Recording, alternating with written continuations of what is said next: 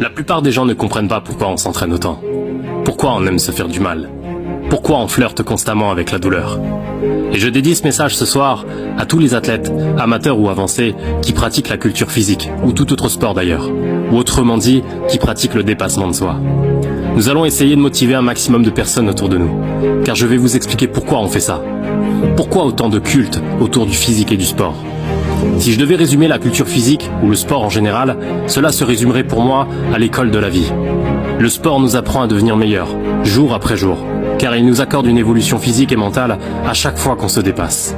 Nous sommes en perpétuelle compétition contre nous-mêmes, et il n'y a pas meilleure recette pour devenir meilleur. Nous ne connaissons aucune limite, car on passe notre temps à les transcender, et cela passe par la douleur, ce phénomène inconfortable pour les gens, nécessaire à la progression de toute personne.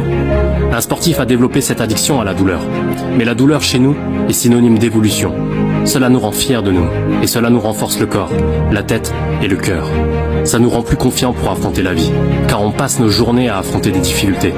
On s'entraîne à se surpasser, c'est la vie d'un sportif, et c'est pour ça que l'échec ne nous fait pas peur, car on échoue en permanence, c'est la conséquence pour grandir. Il faut apprendre à tomber pour se relever.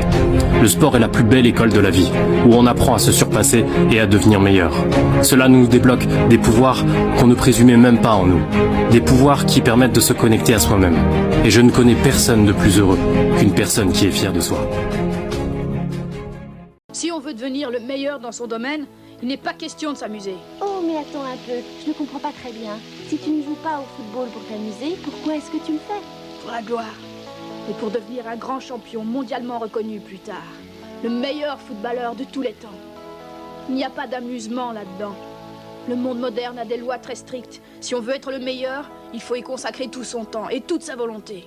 Ou bien alors on s'amuse et on reste au second plan. C'est une question de choix personnel.